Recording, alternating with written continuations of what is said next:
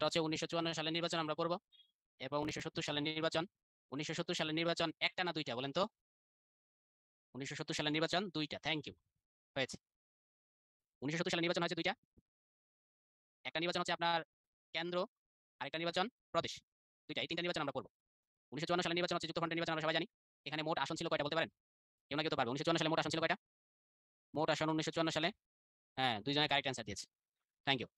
এখানে মোট আসন ছিল 300 + 9 সমান সমান মোট আসন কত? 309। জেনারেলি আমাদের দেশে বর্তমানে নির্বাচিত আসন কয়টা? 300। 300 সাথে 9 যোগ করবেন, 309। 1970 সালে কেন্দ্রীয় পরিষদের আসন সংখ্যা ছিল 300 + 13, তাহলে কেন্দ্রীয় পরিষদের মোট আসন সংখ্যা কত? 313। আর প্রাদেশিক পরিষদের আসন সংখ্যা ছিল 300 + 10, তাহলে প্রাদেশিক পরিষদের মোট আসন ছিল কত? 310। তাহলে এই দুইটা জিনিস আমাদের মনে রাখতে হবে। একটা হচ্ছে আমাদের 70-এর দুইটা নির্বাচন, এই নির্বাচন এবং ফলাফলগুলো আসে। তাহলে 54 সালে মোট আসন কত? 309টা। এই 309টা আসনে 54 সালের আসনটা কিন্তু একটু আবার মনে রাখতে হবে। 54 সালে ঘটনা তো, তখন সবেমাত্র দেশ ভাগ হয়েছে। তখন নির্বাচন পদ্ধতি কিন্তু একটু অন্য স্টাইলে ছিল। মুসলিম আসন, অমুসলিম আসন ছিল 72টা। অর্থাৎ এই অমুসলিম আসনগুলোতে কোনো মুসলমান দাঁড়াতে পারবে না, এখানে শুধুমাত্র হিন্দুরাই দাঁড়াবে। তাই অমুসলিমদের জন্য সংরক্ষিত আসন ছিল 72টা। তাহলে এবার আপনি বলেন, মোট আসন 309টা হইলে অমুসলিমদের জন্য 72টা হইলে মুসলিমদের জন্য কয়টা? মুসলিমদের জন্য আসন ছিল কয়টা তখন? গুড। তাহলে মুসলিমদের জন্য ছিল কত? 237টা আসন। অমুসলিমদের জন্য ছিল 72টা। আর সব মিলায় জিল্লা আসন ছিল 309টা। এবার দেখেন 54 সালে মুসলিম লীগের এমন খারাপ অবস্থা, আমাদেরটা যেমনই হোক, মুসলিম লীগ তো জিন্নার দল। এই মুসলিম লীগের এমন অবস্থা, এই 309টার মধ্যে মুসলিম লীগ পেয়েছে মাত্র 9টি। তাহলে মুসলিম লীগের অবস্থা কত খারাপ। 70 সালের নির্বাচনটা দেখেন, মোট আসন কিন্তু 300 আর হচ্ছে 313। এই জায়গাটা আমাদের একটু খুব মনোযোগ দিয়ে পড়তে হবে। কেন্দ্রীয় নির্বাচন আর প্রাদেশিক নির্বাচন, এটাকে আমি ভেঙে বলছি, সমস্যা নেই। তাহলে আমি একটু দেখি আপনাদের কি অবস্থা। বলেন তো এবার 54 সালে সবাই বলেন মোট আসন কয়টি? মুসলিম অমুসলিম সর্বমোট আসন কয়টি? 309। এর মধ্যে মুসলিম লীগ পাস করেছে মাত্র কয়টায়? 9টায়, থ্যাংক ইউ, হয়ে গেছে। এবার বলেন 70 সালে একটা কেন্দ্রীয় পরিষদ, একটা প্রাদেশিক পরিষদ, কোনটা বড়, কেন্দ্রীয় না প্রাদেশিক? সেন্ট্রাল অ্যাডমিনিস্ট্রেশন নাকি প্রাদেশিক? হ্যাঁ, কেন্দ্রীয়টা বড় হয়, সবসময় তো কেন্দ্রীয় জিনিসটাই বড় হয়। তাই কেন্দ্রীয়তে আসন সংখ্যা 300। বাংলাদেশ। হুম। আর এই হচ্ছে ধরেন পাকিস্তান। হুম। এই টোটাল মিলা যেটা, সেটা হচ্ছে আমাদের কেন্দ্র। কেন্দ্রে আসন সংখ্যা ছিল জেনারেলি 300 তো থাকেই, 300 সাথে 13টা ছিল। এই 13টা কি তাহলে বুঝতেই পারছেন, এই 13টা হচ্ছে সংরক্ষিত। আর শুধু নির্বাচনটা হয়েছিল সেটা ছিল কি নির্বাচন? প্রাদেশিক নির্বাচন। এই প্রাদেশিক নির্বাচনে আসন সংখ্যা ছিল 300 + 10, 300 + 10, 310। তাহলে এই 10টা হচ্ছে কি সংরক্ষিত। তাহলে এটুকু আমাদের শেষ। এবার কেন্দ্রীয়টা আগে খেয়াল করে দেখেন, তখন আমাদের অঞ্চলে জনসংখ্যা ছিল 54%। 1970 সালের ঘটনা। আমাদের অঞ্চলে জনসংখ্যা 54%, আর ওদের অঞ্চলে জনসংখ্যা ছিল কত পার্সেন্ট? তাহলে 46 হয়। 162 সাল যে আসন সংখ্যা ছিল, এই অঞ্চলে আসন সংখ্যা ছিল 162টা। 162টা আসন যদি এই অঞ্চলে থাকে 300-র মধ্যে, 354% 162 হয়। 162টা যদি 300-র মধ্যে এই অঞ্চলে থাকে, তাহলে আপনারা একটু যোগ বিয়োগ করে বের করেন, তাহলে পাকিস্তান অঞ্চলে 46% জনসংখ্যার জন্য কয়টি আসন ছিল? গুড, হয়ে গেছে। হুম। তাহলে এই অঞ্চলে আসন সংখ্যা ছিল কয়টি? 138টা। তাহলে 162, 138। এরপর যে সংরক্ষিত আসন আছে, সংরক্ষিত আসনকে আবার ভাগ করা হলো 7, 6, 13 ভিত্তিতে। তাহলে বলেন তো আমাদের অঞ্চলে কয়টা হবে? 7টা না 6টা? সংরক্ষিত আসন আমাদের অঞ্চলে কয়টা? 7টা। তাহলে এই 62-র সাথে 7 যোগ করার পর আমাদের অঞ্চলে মোট আসন হয়েছে কত? 169টা। আর এদের 138-এর সাথে এদের অঞ্চলে 6 যোগ করার পর এদের অঞ্চলে মোট আসন হয়েছে 38 আর 6, 144টা। এই ছিল হচ্ছে আসন। এখন আপনাকে পড়তে হবে কোনটা কোনটা জানেন? আমাদের অঞ্চলে মোট আসন কয়টা? 169, এটাও পড়তে হয়। আমাদের অঞ্চলে নির্বাচিত আসন কয়টি? সংরক্ষিত 7টি বাদ, নির্বাচিত আসন 162, এটাও পড়তে হয়। আবার আমাদের অঞ্চলে সংরক্ষিত আসন কোনটি? 7, এটাও আমাদের পড়তে হয়। আমাদের এই তিনটা আইটেম আলাদা আলাদা পড়তে হয়। তাহলে মোট আসন ছিল 300 এবং 13। এখন আমাদের পার্লামেন্টে জেনারেলি 300টা আছে। তো এটা 54% কিন্তু 162 হয়, ভাষায় মিলে মিলিয়ে নেবেন, তখন আমাদের দেশের জনসংখ্যা ছিল 54%। 47 সালে 56% থাকলেও 70-এর সময় সেটা 54% হয়ে গেছে। ঠিক আছে, আশা করি এতটুকু আপনারা বুঝতে পেরেছেন। তবে দেখেন, মোট নির্বাচিত আসন 162, সংরক্ষিত আসন 7, তাহলে মোট আসন কত? 169। এই 162টা আসনের মধ্যে সংরক্ষিত 7-এ আমরা 7-ই পেয়েছি, কিন্তু 162টার মধ্যে 2টাই আওয়ামী লীগ ফেল করছে। 160টা আওয়ামী লীগ জিতছে, 2টা আওয়ামী লীগ ফেল করছে। কোন 2টা আওয়ামী লীগ ফেল করছে এটা আমরা এখন দেখবো, কিন্তু আমি এতটুকু একটু রিক্যাপ করে নিই যতটুকু পড়ছি। তাহলে বললেন তো আমাদের অঞ্চলে নির্বাচিত আসন কয়টি? নির্বাচিত আসন 162, এর মধ্যে আওয়ামী লীগ জিতছে কয়টা? নির্বাচিত আসন 162, সংরক্ষিত 7, আওয়ামী লীগ জিতছে 160টা। গুড, হয়ে গেছে। তাহলে আওয়ামী লীগ জিতছে 160টা, তাহলে হয়ে গেল। তাহলে আওয়ামী লীগ দেখেন 160টা, আর এখানে সংরক্ষিত 7, তাহলে আওয়ামী লীগ পাইছে মোট 167 আসন। আর এই অঞ্চলে আমরা দেখতে পাই 88টা পাইছে ভুট্টোর দল, পিপলস পার্টি, পাকিস্তান পিপলস পার্টি, 88টা পাইছে ভুট্টোর দল। আর সবচেয়ে খারাপ অবস্থা হচ্ছে এমএল মানে মুসলিম লীগ। মুসলিম লীগের অবস্থা এত খারাপ হয়েছে যা বলার বাইরে। তাহলে এই অঞ্চলে জিতছে আওয়ামী লীগ, আর এই অঞ্চলে জিতছে কে? ভুট্টো। তাই দ্বিতীয় সর্বোচ্চ কিন্তু ভুট্টোর দল, পিপিপি বা পাকিস্তান পিপলস পার্টি, ভুট্টোর দল। তাহলে 1 নম্বর দল হচ্ছে আওয়ামী লীগ, ওই নির্বাচনে 1 নম্বর দল আওয়ামী লীগ। আর 2 নম্বর দল হচ্ছে আপনার পাকিস্তান পিপলস পার্টি পিপিপি, এটা হচ্ছে ভুট্টোর দল, একটা বঙ্গবন্ধুর দল, একটা ভুট্টোর দল। ঠিক আছে, তাহলে এই নির্বাচনের ফলাফলটা আমরা কি জেনে নিলাম। যে 2টা আসন আমরা জিততে পারি নাই, এই 2টা আসন আমাদের মনে রাখা উচিত।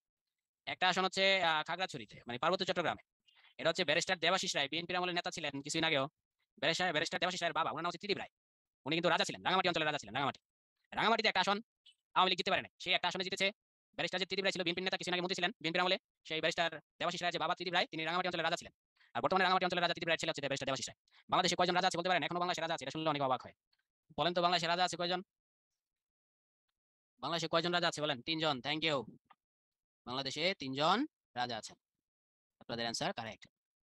3 জন রাজা বাংলাদেশ। একজন রাঙামাটিতে, একজন খাগড়াছড়িতে, একজন হচ্ছে বান্দরবান। ওই রাঙামাটির যে রাজা ছিল ত্রিদিব রায়, সে জিতেছে একটা আসন। রাঙামাটিতে আওয়ামী লীগ হেরে গিয়েছে। এমনকি ত্রিদিব রায় কিন্তু পাকিস্তানপন্থী রাজা ছিলেন।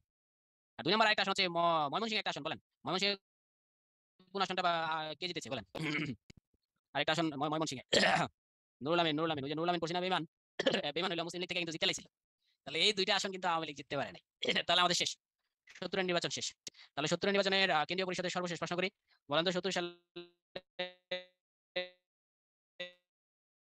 আমাদের অঞ্চলে কত পার্সেন্ট জনসংখ্যা ছিল? কত পার্সেন্ট জনসংখ্যা, কত পার্সেন্ট? গুড, 54%। এবার বলেন, আমি 3টা নির্বাচন জিজ্ঞাসা করবো, মোট আসন বলবেন। বলেন 54 সালে যুক্তফ্রন্টের নির্বাচন, 54 সালে মোট আসন ছিল কত? 309। গুড। 70 সালে কেন্দ্রীয় পরিষদের নির্বাচন আসন সংখ্যা কত? 313। আর ইয়ে পরিষদের, প্রাদেশিক পরিষদের আসন সংখ্যা কত? 310। আরে সাবাস। আর যদি আমরা একটু রিদম মিলায় দেখি, যারা একটু ভুলে যাওয়ার প্রবণতা আছে, 1954 সাল 309, 1970 প্রভিন্সিয়াল পরিষদ 310, 1970 কেন্দ্রীয় পরিষদ 313। কেন্দ্রে সাধারণত বেশি হয়, কেন্দ্র বড় জিনিস, তাই কেন্দ্রে 13টা সংরক্ষিত আর প্রদেশে 10টা সংরক্ষিত। তাহলে মোট আসন শেষ। বলেন তো 54 সালে মুসলিম লীগ মাত্র কয়টি আসন পেয়েছে? মুসলিম লীগ মাত্র কয়টি আসন? 309টি আসন পেয়েছে। Thank you. আর 70 সালে কেন্দ্রীয় পরিষদে আওয়ামী লীগের আসন সংখ্যা, নির্বাচিত আসন সংখ্যা কত? আওয়ামী লীগের নির্বাচিত আসন 160, 2টা হেরে গেছে। গুড। আর মোট আসন সংখ্যা কত? 167। ওকে, এখানে আর আমরা সময় নষ্ট করবো না। এবার 70 সালে প্রাদেশিক পরিষদ, প্রাদেশিক পরিষদের যে নির্বাচন, প্রাদেশিক পরিষদের নির্বাচন মানে হচ্ছে শুধুমাত্র বাংলাদেশ অঞ্চলে এটুকু নির্বাচন হয়েছে। প্রাদেশিক পরিষদের নির্বাচনটা হচ্ছে শুধুমাত্র বাংলাদেশ অঞ্চলের জন্য যে নির্বাচন, সেটা হচ্ছে প্রাদেশিক পরিষদের নির্বাচন। মোট আসন ইতিমধ্যে আমরা পড়েছি, মোট আসন 300 প্লাস হচ্ছে 10, সব মিলায় জেলায় 310। এখানে আমরা দেখবো 288টা আসনে আওয়ামী লীগ জিতেছে, 288টা আসনে। আর সংরক্ষিত যে 10টা ছিল, এই 10টাই আওয়ামী লীগ জিতেছে। তাহলে আওয়ামী লীগ মোট জিতেছে 310-এর মধ্যে 298টি আসন, নির্বাচিত 288 আর হচ্ছে সংরক্ষিত 10, তাহলে সব মিলায় 298। আশা করি আমাদের এই ফলাফল নিয়ে আর কোনো জটিলতা হবে না।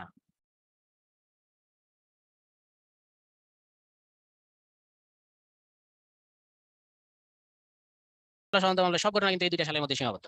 সাধারণত মামলা যত ঘটনা পড়বেন সব পড়বেন 1968, 1968 সাল, 1969 সাল। আগরতলা সাধারণত মামলা সব ঘটনা কিন্তু এই 2টা সালের মধ্যে সীমাবদ্ধ। 1968 সাল, 1969 সাল, এই 2টা। আগরতলা সাধারণত মামলা আসামি সংখ্যা কত? 35 জন। 1 নম্বর আসামি বঙ্গবন্ধু, প্রথমে সে আসামি ছিল না, পরে তাকে আসামি বানানো হয়েছে। আর 2 নম্বর আসামির নামটা মনে রাখতে হবে, লেফটেন্যান্ট কমান্ডার মোয়াজ্জেম হোসেন। উনি ছিলেন একজন army man. Lieutenant commander Moazzem Hossain, উনি ছিলেন আর্মি ম্যান। উনি কিন্তু প্রথম যখন মামলাটা হয় তখন উনি ছিলেন 1 নম্বর আসামি, পরে বঙ্গবন্ধুকে 1 নম্বর আসামি দেওয়া হয়েছে। 17 নম্বর আসামির নাম আমাদের মনে রাখতে হবে।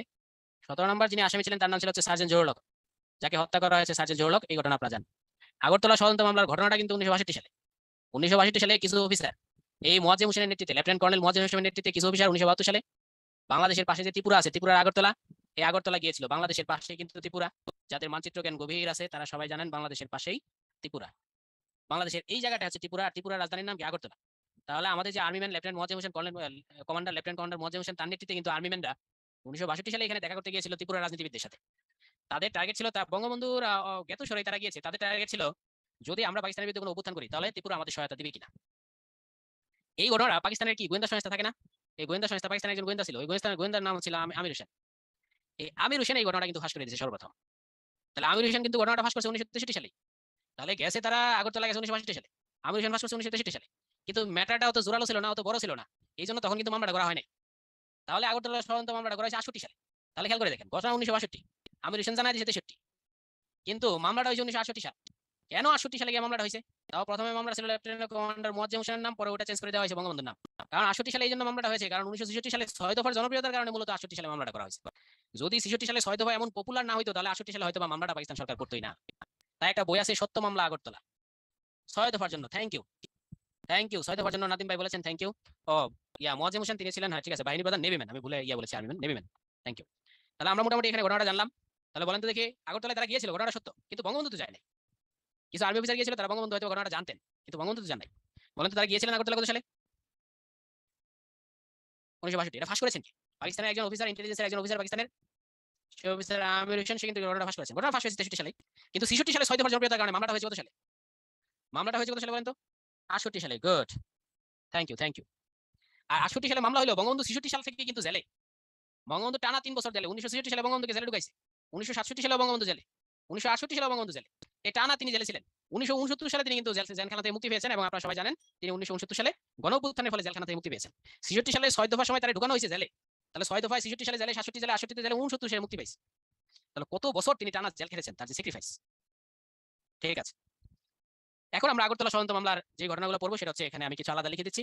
আমি একটু স্লাইড দেখে পড়াইতে আমার একটু কষ্ট হয়, অনেকে মনে মনে মাইন্ড করেন, স্যার তো স্লাইড ধরে নেই না।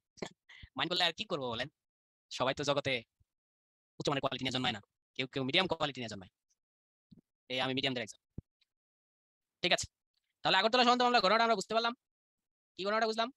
ঘটনাটা 1962, আমির হোসেন ফাঁস 1963, 1966 সালে 6 দফা, বঙ্গবন্ধু জেলে 1966, আর মামলাটা হয়েছে 1968, আর মামলাটা জোর পেয়েছে 1969। 1969 কি পেয়েছে? জোর পেয়েছে। 1969 জানুয়ারি মাস থেকে মামলাটা কিন্তু জোর পেয়েছে। আর যে কোনো জিনিস জোর পাইতে গেলে সেখানে স্টুডেন্টের একটা অংশগ্রহণ লাগে। জানুয়ারি মাসে স্টুডেন্টরা একটা কি করেছে? স্টুডেন্ট অ্যাকশন কমিটি, স্যাক গঠন করেছে। SAC, student action committee, SAC গঠন করে তারা 11 দফা দিয়েছে। 11 দফার একটা দফা হচ্ছে বঙ্গবন্ধুর মুক্তি চাই। স্যাক, এই স্যাকের মধ্যে কারা ছিল জানেন? দুই একটা বলে দেয়। যেমন ছাত্রলীগ ছিল, বাংলাদেশ ছাত্রলীগ ছিল, ছাত্র ইউনিয়ন ছিল। ছাত্র ইউনিয়নের আবার দুইটা গ্রুপ, একটা গ্রুপ চালায় মতিয়া চৌধুরী, ছাত্র ইউনিয়ন, আরেকটা গ্রুপ চালাইতো মেনন। তাহলে ছাত্রলীগ, ছাত্র ইউনিয়ন, মেনন গ্রুপ, ছাত্র ইউনিয়ন, মতিয়া গ্রুপ, ছাত্র ফেডারেশন, এরা সবাই মিলে গঠন করলো স্যাক, স্টুডেন্ট অ্যাকশন কমিটি, এবং তারা দিল 11 দফা। এটা 69 সালে জানুয়ারি মাসে ব্যাপক হারে ছড়াই গেল। 4 জানুয়ারি কিছু কিছু বই আছে 5 জানুয়ারি, কিন্তু আমি 4 জানুয়ারি পড়ছি, 4 জানুয়ারি দিলাম। এরপর আবার জানুয়ারির 8 তারিখে আর একটা ঘটনা ঘটছে। 8 তারিখে আবার ঘটে দিয়েছে ড্যাক, এটা হচ্ছে ডেমোক্রেটিক অ্যাকশন কমিটি। এই ড্যাক গঠন করছে 8 দল, 8টি দল মিলে। যেমন সেই সময় তো আওয়ামী লীগ ছাড়া অনেক দল ছিল, আওয়ামী লীগ ছাড়া বিভিন্ন দল ছিল না, প্রগতিবাদী বাম দলগুলো, সেই আওয়ামী লীগ আর বাম দল মিলে সবাই মিলে এই 8 দল গঠন করলো। তবে ঘটনাটা যেহেতু 1969 সালের, যদি আসছে এই যে স্যাক যে ছিল, স্যাকের নেতা কে ছিল? তখন যে ডাকসুর বিপি ছিল তুফাইল আহমেদ, সেই ছিল স্যাকের নেতা। তুফাইল আহমেদ সেই ছিল মূলত স্যাকের প্রধান নেতা, আর অন্যান্য নেতারাও ছিল। তাহলে দেশটা উত্তাল হওয়া শুরু হলো কিন্তু জানুয়ারি মাসে, জানুয়ারি মাসের 4 তারিখ, জানুয়ারি মাসের 8 তারিখ। এরপর 20 তারিখ থেকে, জানুয়ারি 20 তারিখ থেকে আরো ভয়ঙ্কর ঘটনা শুরু। জানুয়ারি 20 তারিখে ছাত্র নেতা আসাদুজ্জামানকে হত্যা করা হয়েছে, এটা আপনারা সবাই জানেন। সংক্ষেপে আমরা তার নাম জানি আসাদ। এবং তার যে শার্ট, তার শার্ট ঢাকা বিশ্ববিদ্যালয়ের কলা ভবনের পতাকা স্ট্যান্ডে লাগাই দেওয়া হয়েছিল, আসাদের শার্ট, বিখ্যাত কবিতা শামসুর রহমান। তাহলে 20 তারিখ কিন্তু আসাদকে হত্যা করলো। জানুয়ারি 24 তারিখে আরো আরো আকাম কুকাম ঘটাইলো পাকিস্তানের আগে। জানুয়ারি 24 তারিখে মাত্র 10ম শ্রেণীর ছাত্র মতিউরকে হত্যা করলো। বক্সিবাজার নবকুমার ইনস্টিটিউট আছে, সেখানে ছাত্র ছিল মতিউর। আর মতিউর যেহেতু বাচ্চা ছিল, তাই এটা স্কুলিং এর মতো জ্বলে উঠলো। আরেকটা ঘটনা আমরা দেখি, গণঅভ্যুত্থান দিবস কিন্তু এই 24 তারিখে। এই 24 জানুয়ারি মতিউর যেদিন হত্যা হয় সেদিনই কিন্তু গণঅভ্যুত্থান দিবস। তাহলে আশা করি আপনারা গণঅভ্যুত্থান দিবসটা পারবেন। মতিউরের হত্যার দিন, যেহেতু মতিউর বাচ্চা ছিল, ওই দিনে সেন্টিমেন্টটা বেশি লেগেছে, ওই দিন উতাল পাতাল বেশি হয়ে গেছে, আন্দোলনটা বড় হয়েছে, তাই ওই দিন গণঅভ্যুত্থান দিবস। তাহলে জানুয়ারি মাসে বাংলাদেশ উত্তাল হয়ে গেল। ফেব্রুয়ারির 15 তারিখ সার্জেন্ট জহুরুল হক বন্দী ছিলেন, বন্দী অবস্থায় জেলখানায় হত্যা করছে। জেলখানাকে সবচেয়ে নিরাপদ জায়গা বলা হয়, সেই জেলখানায় দুইটা হত্যাকাণ্ড ঘটেছে, একটা পাকিস্তান আমলে আর একটা পাকিস্তান আমলে দেখানো পথে বাংলাদেশ আমলে জেলখানায় জাতীয় নেতাদের হত্যা করা হয়েছে।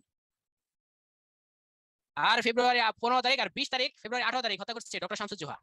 ডক্টর শামসুজ্জোহা আপনারা সবাই জানেন কোন বিশ্ববিদ্যালয়ের প্রক্টর ছিল বলেন তো? ডক্টর শামসুজ্জোহা, হ্যাঁ, রাজশাহী ইউনিভার্সিটির প্রক্টর ছিল। আর এই 4টা মৃত্যুকে আমি সংক্ষেপে, আমি যখন আমার প্রথম দিকে লেখাপড়া করতাম ভুলে যেতাম, তখন আমি সংক্ষেপে মনে রেখেছি আমের জুস। আমের জুস মনে রেখেছি, দেখেন কেন? হাতে হচ্ছে সর্বপ্রথম আসাদ হত্যা, এরপর মতিউর হত্যা, এরপর হচ্ছে জহুরুল হক হত্যা, এরপর হচ্ছে শামসুজ্জোহা হত্যা, সংক্ষেপে আমের জুস। এই 4টা হত্যাকাণ্ড গণঅভ্যুত্থানকে কি করেছে? আরো বেশি বেগবান করেছে। তাহলে পরে ঘটনা আপনারা জানেন, বঙ্গবন্ধুকে ছেড়ে দিল 22 ফেব্রুয়ারি, ফেব্রুয়ারির 22 তারিখ। আর 23 ফেব্রুয়ারি বঙ্গবন্ধুকে বঙ্গবন্ধু কি দেওয়া হয়েছে? উপাধি দেওয়া হয়েছে। সেই ঘটনা জানেন, তুফাইল আহমেদ সে উপাধি দিয়েছে। তাহলে আমাদের শেষ। আমি 3টা তারিখ বললো, আপনারা বলবে কোন দিন কাকে হত্যা করেছে? 20 জানুয়ারি, 24 জানুয়ারি। বলেন 20 জানুয়ারি কাকে হত্যা করছে? গণঅভ্যুত্থানে প্রথমে হত্যা করছে কাকে? আসাদ। 24 জানুয়ারি কাকে হত্যা করছে? তারা একটা 10ম শ্রেণীর ছাত্র মাত্র, নবকুমার ইনস্টিটিউট, বক্সিবাজার মতিউর। তারপর 15 ফেব্রুয়ারি তারা কাকে হত্যা করছে? জেলখানার ভিতরে হত্যা করছে কাকে? সার্জেন্ট জহুরুল হককে। গুড। এরপর পর্যন্ত 18 ফেব্রুয়ারি কাকে হত্যা করছে? ডক্টর শামসুজ্জোহা। গুড, হয়ে গেছে। এবং ডক্টর শামসুজ্জোহাকে শুধু হত্যাই করেনি, তাকে বেয়নেট দিয়ে খুসায় খুসায় মারছে। তার দেহটাকে বেয়নেট দিয়ে খুসায় খুসায় রক্তাক্ত করছে। এত ভয়ঙ্কর ভাবে একজন অধ্যাপককে হত্যা করছে তারা। তিনি প্রক্টর ছিলেন। ঠিক আছে।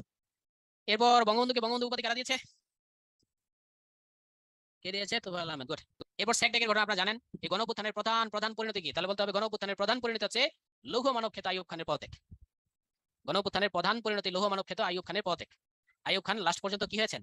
পদত্যাগ করতে বাধ্য হয়েছেন। 22শে ফেব্রুয়ারি বঙ্গবন্ধুকে মুক্তি দেওয়া হয়েছে, 23শে ফেব্রুয়ারি তাকে উপাধি দেওয়া হয়েছে।